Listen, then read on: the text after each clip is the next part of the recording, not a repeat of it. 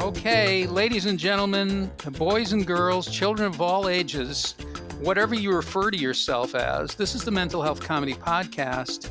And my name is Ed Krasnick. I'm your co-host, along with my partner, Jennifer Kolari, who is an actual therapist, actually does this, helps people all over the world with all kinds of skills. And that's what we do here on the Mental Health Comedy Podcast. We skill it up. It's a skillet show. We look at mental health as a practice, but we're going to do some interesting things today because our guest, I've known this guy for a long time. You know, we've had his wife on the show. I've had his son, Oliver, on a different show. And we have done shows together that are the strangest, most interesting, craziest shows ever. We'll talk about all of it, including his own mental health. And that's Jimmy Pardo, the host of Never Not Funny, one of the world's longest running podcasts, one of the best. And we're going to get into it. You know, the world is changing now again, and it's sort of opening up. People are starting to get their vaccines. People are stealing vaccines from all over the place. I don't mean stealing, but I mean, I know so many people who are getting vaccines, and it's like they're not over 65. They don't have any special health condition, and yet they're all getting vaccines. And I think what's happening is there's a lot of lying going on about pre-existing conditions, like, you know, whatever people can find. Or it seems to be stories like, you know, I live next to a fireman and this dose just dropped out of the sky and it was just in the road. And I thought, you know, I'll get a syringe and I'll see how it works. And so people are getting vaccinated at great numbers. So it's an exciting time. It's an exciting time to launch Vaccine Chasers, the musical, which I'll be producing off Broadway, about different ways that people chase after the vaccines. I feel like the Omega Man. I really do. I feel like I'm the last man on Earth, and I'll be the last man on Earth, but everyone will get vaccinated. A few things we're going to do before we bring in our expert, Jennifer. Just a few emotional shout outs. We always like to welcome people no matter what emotional state they're in. So here now are emotional shout outs. If you feel the term March Madness refers to your mental state, welcome. If while lining up for the vaccine you start singing, I am not throwing away my shot from Hamilton, welcome. If you have a GoFundMe for building your emotional wall, welcome.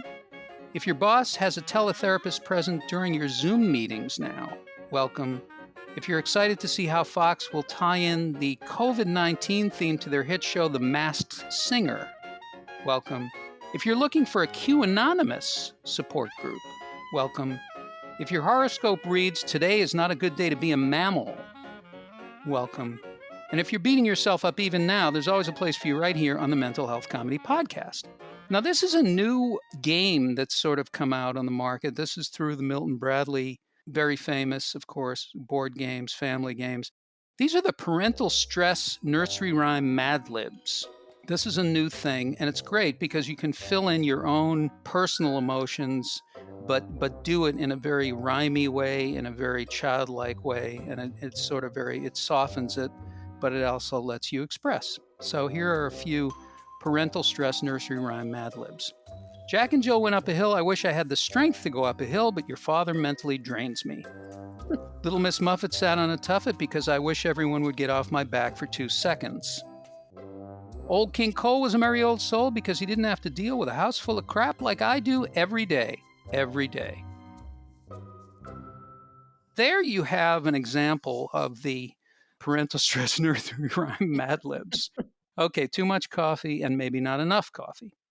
I wanted to bring this up today, a couple things. The world is changing again. We're going to re-enter the world. We're going to come out of isolation. And I think, I for one, am very nervous about it. I don't necessarily want to do it. I didn't love it before. And it's not that I want to be in quarantine my whole life. But at the same time, I have apprehensions about it. That's one thing I thought we could talk about. And then the other thing I thought we could talk about, again, personally, confidence. You don't hear people talk about confidence in this day and age. Confidence, where does it come from? Is there a science to it? Is there a science of well-being that has to do with confidence? And these are two things I wanted to talk to our friend from the North and the South about. I'm going to bring in Jennifer Kalari from connectedparenting.com, great organization where she teaches all kinds of skills, all kinds of support services, all kinds of media for parents, kids, families, self-parenting. Jennifer, what do you think about that? Are you experiencing that in your work? People who are concerned about re-entering the world. Absolutely. Yeah, especially the kids and young adults that I'm working with. And even people who weren't particularly anxious before about being outside in the outside world are nervous now. And it's like we've lost some skills, everyone has been online. It's funny, my anxious kids who had social anxiety, kind of what you said, they were pretty happy during the pandemic. Like Yeah. they got to avoid a lot of things they didn't like. So, and anxiety is a bit of a beast. So it grows when you feed it. So a lot of them are more nervous going back out into the world. And then just people in general, it's been hard on everybody. It's been really tough. And just, it's hard to even remember what life was like when you could go to the movies and be in a restaurant and not worry when somebody coughs. So it's going to take some getting used to, I think. We'll be unpacking the mental health load on everyone because of COVID for a long time, I think. And what do you tell people when they come in with this? I mean, we've talked a lot about anxiety and a lot about skills for anxiety. But in terms of like re-entering the world and how to give yourself a break and how to sort of, say it's all going to be okay, but it may be uncomfortable. Yeah. Well, so, I mean, one of the things about anxiety that's really important to understand is if you avoid things that you're uncomfortable with, then your brain thinks, the anxious part of your brain, the fight flight center of your brain thinks it did a good thing. And the only reason you're alive is because you didn't go. So it's going to double down and make sure you really don't go the next time. So one of the most important things to understand about anxiety is that you have to push yourself a little bit. Even if you just go out for a little bit and then come back, you can't let the anxiety win. You kind of have to stake your claim and kind of chip away at it. That's a really, really important piece. It's a very hungry emotion, anxiety. It likes to be fed. And it's self-preservatory. I mean, ultimately, it loves you. And anxiety gets a bad rap. Everyone thinks it's a bad thing. It's actually a really good thing. You need to have anxiety or you're not going to function. But you want your anxiety to work for you, not against you. And so understanding that you have to push yourself, even if it's just a little bit, walk to the corner and come back, or go sit in a cafe and come back, or just slowly in little ways try to kind of reacclimatize yourself. That's usually the best thing to do. This sounds a little convoluted, but is there a way to talk to our emotions and have a two-way conversation? For example, with anxiety, could you actually either in your head or out loud or on a piece of paper actually talk to it? Absolutely. That's actually a narrative technique. And you can actually literally play the two roles out loud. It's better to do it out loud. You can get very confused in your own mind. Or actually sit in one chair and speak as yourself, sit in the other chair and speak as the anxiety. That's a pretty age-old technique. It feels a little crazy. It doesn't feel like the most normal thing to do, but it actually really helps clear your mind so you know which voice you're speaking to. A lot of people don't even recognize anxiety. They think it's their own, they think it's them. They don't even realize that it's the anxiety actually taking over and the anxiety actually whispering in their ear. So I could actually say to myself, I mean, it could say it in my head, but I could say, "Oh, there's anxiety again. Mhm. Oh, hi, how you doing? Oh, I see you. I know you're trying to do a job right now. You're trying to protect me. You think I'm in danger. I'm actually fine. I'm actually just baking a cake now. There's Good. no need to there's no need. I mean, I'm going to be okay. You do your thing. I get it. You're trying to protect me, and we'll just move on here, I know you're going to be there sometimes for me. I know." Absolutely. Even a very simple version of that where you just say, okay, that's anxiety. Thank you, anxiety. I know you're trying to help me. I know you're looking out for me, but I don't actually need you right now. This isn't actually a life-threatening situation. Even just that. What that does is it actually engages the frontal lobe. The minute you start observing yourself, you're now using your frontal lobe, which is the part of the brain that actually regulates, versus the midbrain, which is the part of the brain that's reacting to the world. And just creating a habit out of that can be really helpful. The other thing about going back into the world is, things aren't entirely opening up. They're starting to, but even just using your imagination. If you're a very nervous person being out in public, just imagine yourself on a bus. Imagine yourself in a mall. Imagine yourself with a crowd and breathing and calming down and actually handling it. A lot of it is rehearsal, and the midbrain it can't tell the difference between you imagining something, doing something, and remembering something. So if you can actually rehearse that in your mind and go, I'm actually pretty calm while I'm doing this, that you can trick your midbrain into thinking you've already been doing it for a while. I feel like there's so much rehearsal that we could do, in life just for all kinds of situations, going to a party, not being too extreme about it. But if you have apprehensions, if you have feelings, if you have anxieties that come up, this is a way to actually play it out instead of Exactly. hiding from it, suppressing it, Yeah. eating about it, or trying to fill it up. Mhm. You can actually practice it, and I'm going to talk to our guest about it because he's going to be playing the part of anxiety today. He won an Obie, I think, for his Nice. anxiety in his early years. Let's do that. Let's bring in our guest. This guy has one of the best podcasts ever. It's one of the longest running too, and that's Never Not Funny. And that's Jimmy Pardo. And Jimmy, I would say that you have a familiarity with anxiety, and I'm just guessing it. Yeah, you know what? By the way, I was enjoying that so much that I feel like me jumping in here is going to ruin No. the informative nature of the program. And here comes this dummy. You know what, Ed and Jennifer, hi. I'm anxious when I used to drink. I've been sober now, going on 22 years, and I used to be able to go to parties and enjoy all of that. And since I've sobered up, going to parties is the thing that gives me the most anxiety. Yeah. Trying to interact with people, which apparently I was great at when I was hammered, but now that I'm sober, I think I'm not great at it. That's really the only place where anxiety comes. I'm sure there's other places, but that's the one that I can, point to. Yeah. What happens there, Jennifer? I mean, what's something that Jimmy could do? First of all, it's a really common one. Honestly, it really is. It's just a heightened state. There are many, many people who you just get in your head and you overthink and, oh, why did I say that? And, oh, like you just kind of get thinking too much. A really simple thing that you can do before you go to a party is first of all, just kind of breathe and calm yourself down and kind of center yourself and then realize that everyone else or many people there are probably feeling the same thing. And then actually do what I just said. Like imagine that you went to the party and imagine yourself 15 to 20 minutes after you've arrived at the party. Because usually once people are at the party, it's not as terrible. It's the first few minutes. It's the going Mhm. there. Would that be true for you? Yeah, 100%. Yeah. 100%. That's anticipatory anxiety.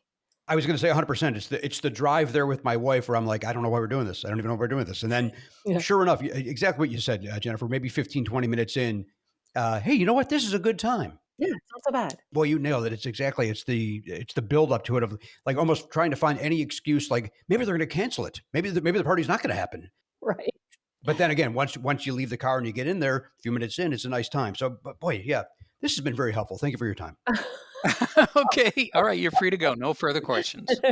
Think about that. That's a real whole world of anxiety. I mean, the anxiety is like the number one, mental health issue right now, anxiety disorder, just different kinds of it. And one is anticipatory anxiety, and that's a very specific kind of thing where you're worried about what's coming and you're imagining what's coming. Of course, you're using your brain is using your imagination and hijacking it to take over all In a of the negative bad way. things Yeah, that could happen. exactly. We never think, well, what about imagining the good things that can Right. happen? Yeah. Is that a possibility? Well, and that's why imagination is so important because we're always using our imagination. We're always playing out and someone's going to walk away, or they're going to think I'm an idiot, or they're going to not laugh at my joke, or it's going to be awkward. And we're already using our imagination in the negative. So if you just use your imagination in the positive, what actually happens is your brain thinks you've already been to the party, and it's okay. And so when you walk in, you're less anxious. Right? And social anxiety is like through the roof right now, though. And a part of Mm, it is the pandemic. A big part of it is social media because mm. everyone's on their phones, right? The second you're standing in line, you're waiting in the doctor's office, you don't have to chat with anybody. You stick your face in your phone. Oh, I'm anxious. I don't want people to think I'm alone. I don't want that person to talk to me, so I'm going to stare at my phone. So many people are losing that skill of just being able to chit chat and have a little conversation with someone, which are beautiful connectors. It's such a lovely way to kind of connect as human beings with other people. And we're losing that skill. I think that what happened years ago, before we went into more of this kind of isolation, I guess marketing people call it cocooning, where people would want to, what gadgets can we figure out so we can stay in our homes? We don't have to leave.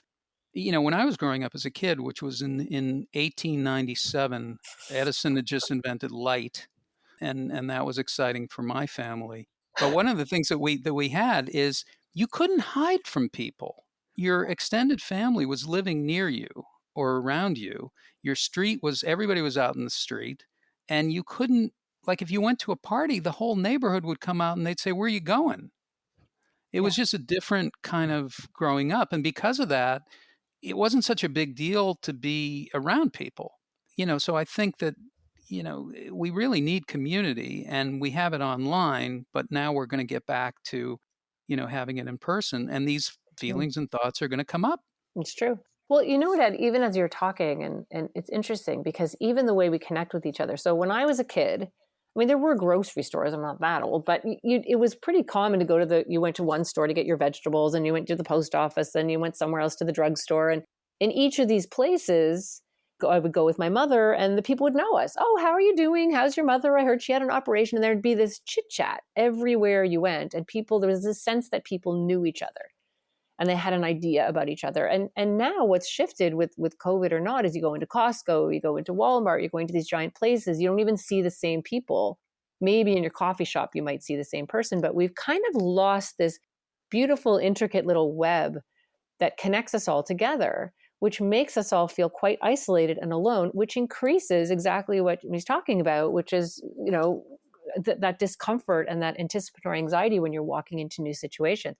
And even when we were kids, our parents would make us say hi to people. Say hi to Mhm. Mrs. So-and-so, right? Oh, you'd have to. You have to. Parents don't make their Yeah. kids, many parents don't make their kids do that anymore. Oh, he's shy.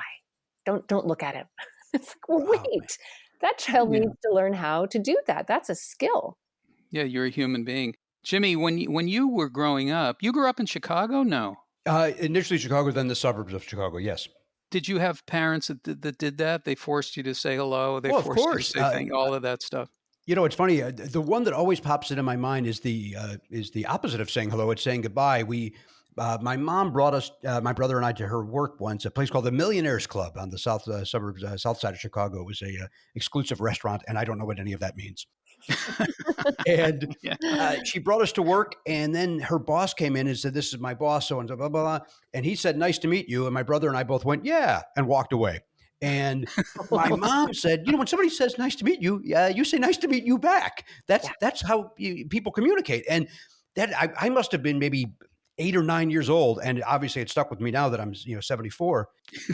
And by the way, I don't know why I made that joke. We're on audio, and nobody can tell that I'm not 74. But Yeah. that was the one. So, very similar in that regard. I don't think, to Jennifer's point, so often now you'll say "nice to meet you" to a young person, and they'll just go "okay," and the person will say exactly what Jennifer said. "Oh, you know what? They're a little shy." It's like, really, but you still got to teach them how to be Yeah. out in the world, right? It's an important skill. And the more kids avoid it, the worse they get at it.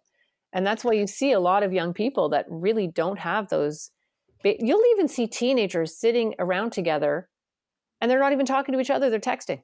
Oh, it's They unreal. might even be texting each other. I don't know. Like, it's With just, each other. yeah. Yeah, I mean, my mother was notorious for, first of all, everybody knew her. She was one of those the center of the world kind of personalities, and she talked to everybody and she engaged them in their personal life. So in other words, when you go into the bank, everybody would come out from behind the tellers and they'd say, "Oh my God, Shirley's here. Shirley, how are you doing?" She'd say, "What's going on with your daughter? She had something coming up. Is she okay?" And they'd confess to her. It was confessional. And so I'm standing there as a kid with my parka on, and I'm listening to, people relate to my mom. And so I was like inadvertently kind of trained as to how to How to how to do that. host Yeah. people. Yeah. Well, you know what else is happening there that's so wonderful, and this is what we're missing, right? And it actually does loop back to anxiety in a way. But when your mother did that, and people would come out and she'd say, how's your mother doing? How was her operation?" And what's happening is serotonin and oxytocin, which are really powerful, what are known as here and now chemicals that are soothing and comforting, and they bathe your brain and they reduce cortisol, which is the stress hormone, and they reduce adrenaline. Like, we're actually medicating each other in beautiful ways. And those little moments are just gems. They're golden. They help us stay healthy and be Mm, happy.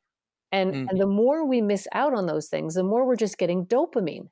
Dopamine and adrenaline is what you're getting every time. Oh, did I get a like? Oh, something new. I'm scrolling through the newsfeed. Boring, boring, boring. Ooh, that's exciting. Or when kids are, getting likes on things, you're getting a constant hit of dopamine, and you're actually disturbing the really important biochemical flow that should be happening from connection. mm. Well, I really have nothing left to say because I don't like it. Uh, I don't like what's going on. Now, Jimmy, Yeah. I have to say, I don't know whether I imagined this or whether it really happened, but I was going to ask you about, I know you're a big fan of classic stuff, classic TV, things like that, game shows. We talked about that before. But where does Oliver, your son, where does he get his comedy sensibility from? And how do you, in the way that you communicate with him, what's his sense of humor like? We're talking about our parents and how they took us in places and what we learned from them. What do you think he's learning from you? I think, to answer your first question first, comedically, I think he has a terrific sense of humor, and he finds the shows himself. Like, hey, like right now he's obsessed with Curb Your Enthusiasm. And while he's 13 and some of the topics may be a little more for an 18-year-old, he's a pretty sharp kid and understands, the difference between what's okay and what's not for his age group. But you know what? It's almost like me growing up with my dad, and he listened to the band Chicago, and he liked Steve Martin, and my mom liked Richard Lewis. And so those were all influences on me. So I kind of think, obviously, what I like is kind of forming what he likes as well, comedically, as well as musically. And as far as the old TV shows go, I don't know if he has a love for those as much as his dad does. I've tried hard to get him to like Mary Tyler Moore or the Dick Van Dyke Show, and he just does. I don't know if the jokes are coming quick enough for him in those older shows. Hmm. So I'm not sure, Ed. To be honest with you, I think just being around me and Danielle, and our sense of humor is what's molding him. And luckily, he likes great comedy. He likes great stand up, and so I don't have to lie and pretend somebody who's horrible is good to make my son happy. That's Um, awesome. I don't. That takes away a lot of stress. Yeah, because a It lot of really parents does. have to do that. Yeah. I mean, we both know comics that aren't great. And if he would have come to me and say, "Hey, Don Simpson's terrific," and I go, "Yeah, yeah, nice guy," he's like, you know what I mean? Like, I'm lucky in that he knows good from bad. So that's so far so good there. That's a great thing. I think I saw something online, though, where he had done like a diorama of Mary Tyler Moore show or something for Danielle. He did a diorama of The Office and of The Simpsons. And he made me for Christmas last year. He made me a Mary Tyler Moore action figure, and it is He's a genius. it's so great that people have commissioned him. He just did Albert Brooks and Julie Haggerty and Bruno Kirby from Modern Romance. Somebody commissioned him to make the action figures of those three people. That's Oh, that's insane awesome. Isn't that and insane? great. And I'll tell you what, I know him as dad, but I look at it and go, that's really great. This is really good. Oh my God. Somebody commissioned him after seeing the Office diorama. Somebody commissioned him to do a MASH diorama. So he made a whole thing with MASH, studying the photographs, watching the show a little bit, and then creating it. And again, I know him as dad, but it's like, this is decent. This is good. That's amazing. I'm fascinated with that kind of art. The idea that he could take this classic thing and make it new with an action figure. That's actually a whole world which could be so interesting. Like what's his name? Christopher Guest made a joke of it. I think maybe it's it's got to be in Waiting for Guffman, maybe, or Best in Show at the end with those outtakes where he says, "I have the My Dinner with Andre action figures." Uh-huh. And he says, "Oh, I like dinner. Yeah, I like dinner, And they're talking. And then the Remains of the Day lunchbox, I think, was a big one with Chris Guest. But if you think about it, like action figures of like classic comedy, I would never think Modern Romance is. First of all, I used to go see it all the time. It's the worst date movie you can ever Yes. go to. And I've done it as a date movie, which is ridiculous. The fact that they want him to do that one is insane. Yeah, it really is. And Yeah. and again, it's really good. And if Wow. Christopher Guest wants those Dinner with Andre, he should commission my son to do them. My son, by the way, he doesn't charge a lot of money either. He just does it. That's He should awesome. do He that. sounds It's amazing. crazy. Oliver's a very stable, and I don't know him that well, but this is just what I picked up from him from seeing him. He's kind of a stabilizing force. Would you say that? I would, but you know what? What Jennifer was talking about earlier, it was wonderful to listen to what she had to say about anxiety and getting back into the real world and so on. Because he is of the three of us in the house, he's the most stressed out about it. He's the most stressed out about should we be going to a restaurant? And by the way, we're not yet, but we will be. And we're talking about it and building up to him going back to school, us going back to restaurants, maybe going back to Chicago to visit my dad. of the 3 of us, he's the one that's like, "Should we really be doing that?" And he shuts down, Yeah. and, we have to tell him, "Well, we're not doing it tomorrow. We're talking about maybe, going back you're gonna go back to school at May, or go visit grandpa in August." And that seems to ease him for the moment, but then it comes right back up the next day where kids are talking about going back to school. "What are we doing? We can't go to school. It's not safe. It's not safe. It's not safe." Yeah. And It's a big transition. It really yeah. is. And so some kids are worried about that. They're worried about, is it safe? Can we go? And other kids are just like, I don't know how to do that anymore. So there are kids around the country and certain kids in Canada too that have gone back to school recently. And what the teachers and administrators are saying is the kids that are coming back are not the kids who left. Like they're all more Mm, anxious. And they're having trouble focusing because they've been online and they can look at their phone every 5 seconds. They can mm. go and get a snack and they can go to the bathroom, and like they're having trouble when they get back into class focusing. I mean, most of them will settle, and Oliver will too. It's just transitions are tough on kids, and this is a big one. This is a huge one. Yeah. What do they say to him? I mean, is there a way to frame it other than than what they're saying, or is there a way to sort of bring it down and show him that he can do that for himself too? Yeah, well, and I think what you're doing is just things not happening right now, but get your brain kind of mentally prepared. And then you can try and do like a few more things that you wouldn't do before, even just for a few minutes, whether, I don't know, it could be anything, going to a grocery store or something, just kind of acclimatizing back again. Like I even notice when I watch TV and I see a bunch of people in a restaurant, my first instinct is like, oh, all those people are together. And like, oh, it's it's on TV. Like it's so ingrained now in our thinking that we really have to. It's gone deeply into the psyche of kids and teenagers for sure. It's been, I honestly think it's been the toughest on them. It's been hard on adults, but it's literally flipped children's lives upside down. Mm. Everything they like to do, clubs and teams and birthday parties and chills and school plays, like all of it has just been gone for over a year. And that's a big thing for them. It really is. Jennifer, it's funny that you mentioned watching TV with the masks and stuff. My Oliver stopped watching Superstore because they would only wear the mask on the sales floor, but not in the stock room. Oh, and And he's like, "There's still COVID there. There could still be COVID there." And so oh, he's like, "I'm out. I'm out. I can't watch it." I'm like, is he "Okay." not I'm like, "Dad, you gotta. It's television. You pretend that they're doing the right thing." right, Mm. right. It's so hard, but that's how deeply ingrained it is now. Yeah. I mean, even things like hugging people, like teenagers love to hug each other, and guys, they like wrestle each other, and none of that can happen. Even when they're back at school, they can't do that, right? So, I mean, girls love to go, oh my God, and run up and like hug each other, and they can't do any of that stuff. So even just kind of normal touch and like all of that stuff, they almost have to relearn in some ways. And they go, everyone's going to be okay, but there'll be a bit of unpacking. I think the impact that this has had on young people for sure. Why isn't Disney doing Emotionally Frozen Part 2? Why am I alone? Yes, I am alone. Jimmy, I mean, this is the roles that you play in your family. Is it like, do you and Danielle share equally? Would you say I don't imagine that you have to set a lot of limits with Oliver, but when that has to happen, who does it come from? Boy, I got to be honest with you. I know I sound like this dad that's not living in reality, that his kid's perfect, but we really haven't had to set a lot of limits. There haven't been much. The only one ever was, you're watching too much TV. We're going to limit your TV. He pouted for maybe a day and a half, and then now takes care of it all himself. It got a little more lax during pandemic, obviously, that, you got to entertain yourself somehow, for crying out loud. You can't just read constantly. Ed, I don't even know how to answer your question, because he's not a kid that makes us set limits, luckily. Yeah. And Wow. listen, there are kids who are just, and it's just their temperament. They just self-regulate pretty well. They just do. And then they have other issues, like he gets all nervous about whether they're wearing masks in the back, Right. right? So there are different things that kids have to struggle with. That, I mean, that's lovely. That makes parenting quite easy. And then there's some kids who are literally just born to push limits. Like from the minute they open their eyes, it's like, no, not now, in a minute, why? And that's a whole other type of parenting. But he sounds like a great kid, and that's amazing. That's great.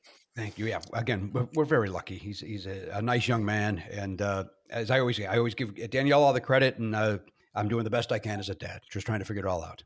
Wow. I really have nowhere to go at this point. No, I'm kidding. I do have places to go. We look for the dysfunction, Jimmy. We pick and we get at it, and we'll find it. Believe me, I'm the emotional police. I'll find it. You strike me as a pretty organized person. What happens when you feel a little bit out of control or things like that? How does that manifest itself? The story that comes to mind the most is the one that when Danielle and I took our honeymoon back in 2004, and I've been a road comic, or I was since 1989. My schedule would be get the stuff in the car, drive to the gig, get out of the car, get in the hotel, unpack, maybe take a nap, maybe take a shower, get to the club, do the show, and then so on and so forth.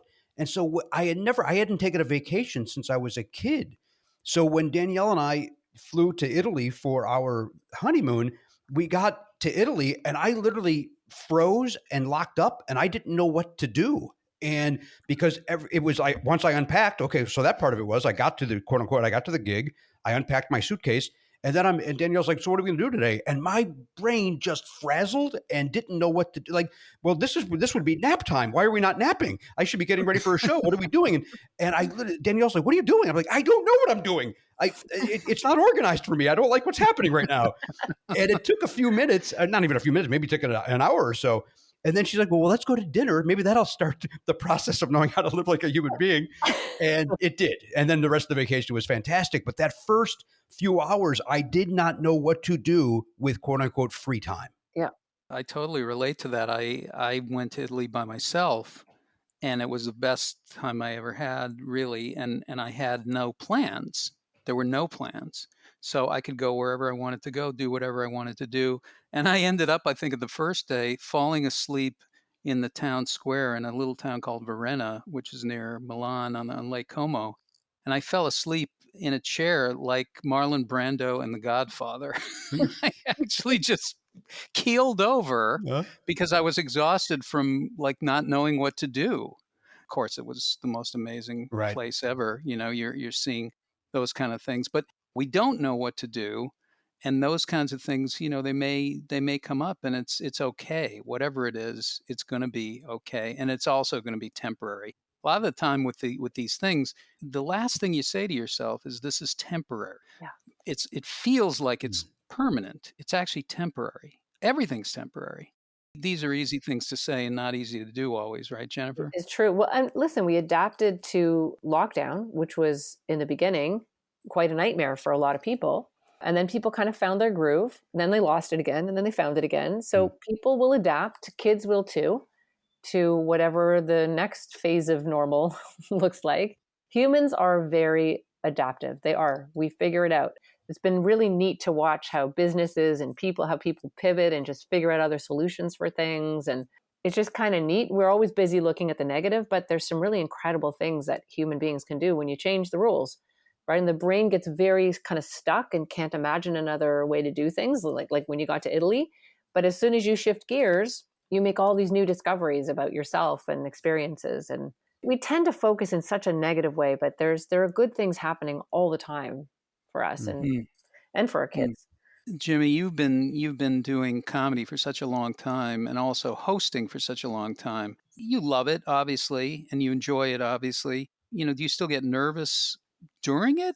Do things come up like this, or you just know automatically so well how to do these things that you never get lost? You never worry about it? It's been a long time since I've been nervous doing stand up. Things got to be really going out of control to get nervous. It's what we do, So I still get a little nervous for a TV appearance or something like that because it's not the norm for me anyway. It's not it's not as normal as going on stage as a stand up in a club. So I still get that those little butterflies. Maybe more excitement than nervous. Mhm. Hmm. But in a club setting or doing any sort of set, nah, that's just it's what we do. Doing Never Not Funny, you've been doing it how long now? Since 2000, we're coming up on our 15th anniversary. Wow. Jesus. So doing that for 15 years, I mean, from where you started when nobody knew what this medium was even to now, how has it changed and what have you learned? Well, when it started, I would ask people to come on the show and they would say, what do you mean we're pretending to be on radio? And I mean, literally, that would be the response. People didn't know what it was. It felt like some cable access radio show and people would come and play along as a guest. And then podcasting started to become a little more popular. Now, of course, every human being in the world has a podcast. So now when I say, do you want to come on and be a guest? They're like, I can't. I got 45 others to do that day. What I learned is it's a great way for people to express themselves. And so many people will say, but how do I get an audience? How do people listen? It's like, that's the beauty of these things. Conan O'Brien's got, Joe Rogan have 49 million people listening, and some people have 4 people listening. And if those 4 people like it, then keep doing it. Enjoy it. Do it to have fun. Do it to enjoy it. If it clicks, great. And if it doesn't, so what? At least you're getting out your thoughts and your expressions, and enjoy yourself. Yeah, that's really a good amazing. perspective on it. Because what I find is that there is something for everybody. People really do Yes. relate to certain things, and that's why there's so many niche, things that I haven't heard about, but there are people listening to it, and there are people who are interested in doing it. Talented people doing it. The one thing that I haven't listened to a lot of, I mean, how do game shows go over on, Well, on what? podcasting? I'll only jump in and say this. We did a spinoff of Never Not Funny. We did, I forget, maybe 16 to 20 episodes of a show called Playing Games with Jimmy Pardo. And that was a game show where, we had 3 contestants on the telephone. We had a celebrity guest in the studio. And you know what? It worked really well. It was one of those things where it's like, here's the one this is gonna blow the world away. Here it comes, Pardo's game show on a podcast. And the people that listened loved it, and the people that didn't missed out. But it worked very well to long-windedly answer your question. And do you have game segments and stuff like that you do in Never Not Funny? Yeah, we got now? stupid little games that we play. Yeah. Really, especially during the pandemic, of just because nobody's doing anything. Yeah. The Right. stupid games are just reasons to have conversation, and hopefully that one of the things that happens in that game goes, oh, you know what? Speaking of ghosts, and then you talk about ghosts for 7 minutes. They work, and then as the listener, I know I am when I listen to a podcast. If somebody's playing a game, I play along on my walk, and it kills the time, and it's fun. Well, I'm glad that we brought it up because I just have a very quick thing. This is a mental health game show that I'm trying out, and there are quizzes about mental health. It sounds exciting. I know people that are listening are saying, "Geez, when can I see that? How do I get it? Can I get it now?" And the answer is yes. Jimmy, just 3 questions. Yes. And really, and Jennifer, you'll relate to this because it's really, this is the science of well-being here. This is mental health. I'll ask you just 3 multiple choice. So the hormone most associated with stress is A, serotonin, B, cortisol, C, Old Spice. I can rule out C. Don't be so sure. You know what? I think Jennifer just said it, and I don't know the answer. I'm going to go with B. Yes, you would be correct. Cortisol. Jennifer, cortisol. How about that? Yes, cortisol. So, yes, cortisol is a stress hormone. It gives you that feeling of your heart racing, your stomach turning. It's responsible for all the kind of negative aspects of anxiety that we feel. Does it do anything good for us? Oh, well, yeah, it saves our life when we need it, right? If a bookshelf is falling on us and cortisol spikes and we get out of the way, right? Absolutely. It's fight or flight. We're all here because cortisol has saved us at some point or other. What we don't want is we don't want chronic high levels of cortisol all the time. That's where you start getting, some negative health effects and you start to not feel so well. But to know that oxytocin and serotonin, those are the chemicals you get from snuggles and good friends and even watching a movie together and just being with each other, even playing board games, talking with a good friend. That's what flowed in the bank when your mom went in and chatted with everybody. That is cortisol inhibitor. So that actually blocks cortisol. We said it before, and I forgot I lost my train of thought because I was so excited by the cortisol. But Jimmy said it before about, you're actually excited. Mm-hmm. It's a way, like if you talk to your stress level and you actually address it and you say, oh, I'm preparing to go on stage. This is exciting. Mm-hmm. Then all of a sudden it changes your relationship to stress in your body. If you put someone in an MRI who is excited or anxious, the brain is going to look the same. It's identical. The only difference is context. So the next time you go to a party, you can also say, I'm not nervous, I'm excited. Tell your brain you're excited. What if I don't want to go to that party, Jennifer? Then don't go. That's what I would. Well, that's another option, I guess. Yeah, I guess that I assume that's just not on the table. All right, very good. That makes sense. If your wife wants to go and you have to go, then there's going to be decisions you have to make, and you don't want to let anxiety win all the time. But why don't you say, I'm going to go for a little bit and then I'm going to leave if it's boring, right? Or I'm uncomfortable, or I'm going to go and take a break and then I'm going to come back.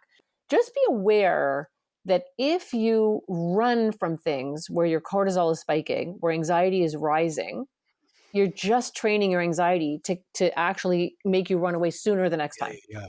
right? That's the sneaky thing about anxiety. If you run from things, Jennifer, can you count those steps on your pedometer? You can. Yes. Okay, Yes. good. I just want to know if there was a benefit to it, if you can count them. I would continue with this game, but I'm not going to continue, Jimmy, because before we leave, we're going to leave in a minute here. But before we wrap up, I have to say, Jimmy and I have worked together on two of the most insane, unique shows that have ever been done, and they're very unusual. And I just have to mention them. One is called The Pet Shop with Andy Kindler, and I'm going back many, many years. This is a show, a talk variety show with celebrities and their pets. And honest to God, it was an amazing show. But Jimmy was working it. Do you remember this? I was the warm-up act for the first 2 days of taping, and then I was asked not to return. And I will say this, and this plays into this very conversation here today. I thought it was okay, but I was stressed out, because it was 2 days shooting 5 shows a day, and I was stressed out. And then when I was offered another warm-up gig many years later, I so remembered my experience there, and you and Andy and people were great, but the experience of doing the warm-up was so horrible that I stressed myself so much that I think I gave myself Bell's palsy, like, so that I didn't have to take the gig. And then when I was offered the gig to work on the Tonight Show with Conan O'Brien, when they offered me to do the warm-up job, I turned it down because of my experience at the pet shop. I was so stressed out about it. I can't do that. I was so stressed out every day. I had a knot in my stomach going to work every day. I don't want to do it. I actually went the other way and went, but what if it's great? But what if it's great? And then I took it and I worked for Conan for 7 years. There So you go. it worked out. You can't always trust anxiety, right? You can't always trust it. It's not the smartest part of your brain. It's Mhm. just in charge of keeping you safe. But it's not always right. It's not always right. But then the other thing is that is a really hard, warm up is a very Mhm. specific job, and it's a very specific kind of job, and it's not like stand up. It is It's not. it's it's not at all like stand up. It's a crowd control, public speaking, game playing, hosting hybrid where you actually have to know you learn how to do it. It has nothing to do with being funny. It has well, luckily at the Tonight Show and then also with Conan, it did. That was a different vibe. But yes, the other side of it and it was at the pet shop where it wasn't about being funny. It's about being a cheerleader and almost being like a school principal where you got to keep everybody focused and in line. The funny thing that happened at that show was Dave Foley, the great from the Kids in the Hall. He came on with his pet ferret, and his segment, the audience stared at him. They didn't enjoy him, and then he came over to me in the commercial break and said, "I'm glad I'm not the only person they hate in this room." That's how bad I was doing. Oh, no. Yeah. Perfect. No, that was an impossible job. It's hard to know a no-win situation, but there are some. Yeah. No matter what you tell yourself, like that was a no-win situation for you. Just that environment was just a no-win Mhm. situation for you. But the other one that we did that was actually really funny but crazy too was a show called Ben's Law. Mhm. Now, Ben's Law was Ben Stein from Win Ben Stein's Money, Ben Stein from Ferris Bueller. He was doing a court show, a comedy court show, but he was trying like real cases, like morality court, and he was sort of like a judge. And his sidekick was Craig Robinson, who played as his bailiff, but with a keyboard. Uh-huh. And Jimmy was Doug Llewellyn. Jimmy was like the People's Court reporter who would talk to the people who were doing the case, after they had their trial. And I thought it was a very funny idea. Again, not warm up. It was a joy, and I just remember, like, that you and I would come up with the dumbest questions to ask the people that had just, quote unquote, been on trial, and I would just ask them questions to make us laugh, and Yes. I remember we laughed for 2 straight days. I don't know if they used a single second of the footage that I did, um, but, like, it was a ball. I would just I can't remember any of the stupid questions I would ask them, but it would very rarely would they have to do with the case. I would ask other things, and it was a blast. And I was like, I hope this show gets picked up because I want to laugh like this every single day for 6 months. I know it's the best kind of stuff you could do when you can do that stuff that Yes. makes you crazy. We're going to do this again. I'm going to bring up other uncomfortable things for you. I'll have a list of them. It'll be like a menu. You can read it before you come on. No, I can't thank you enough for doing this. I know you're busy, and it's a pleasure. I do have to run though. I have an audition today for a small role in the vaccine stealers. They're doing it off Broadway. I'm very, very excited about it. That is a good project. I would Good imagine. good luck with that, and I really hope you get it because there's a sequel. You have to get a second shot. It's called The Vaccine Stealers: The Second Shot, and Love it. that's already being prepped. Jennifer, I thank you so much for helping us again. Jennifer actually helps people all over the world, and we're lucky to have her. And you can find out so much more on connectedparenting.com. You can find media, you can find podcasts, you can find books, many books that she's written. And it's all about parenting. It's all about self-parenting, all about families and other kinds of supports that are very unique to her. So check out connectedparenting.com. You can subscribe to the podcast wherever you get your podcasts. You can also find show notes and other things on makelightmedia.com, makelight one word, media.com. And Jimmy, a pleasure, and we'll do it again. Thank you for having me. Nice to chat with you. Thank you, Jimmy. I say hi to Danielle and to Oliver. Will do. Keep coming back. It works if you work it. I'm Ed Krasnick. Thanks for listening to the Mental Health Comedy Podcast. We will see you next time.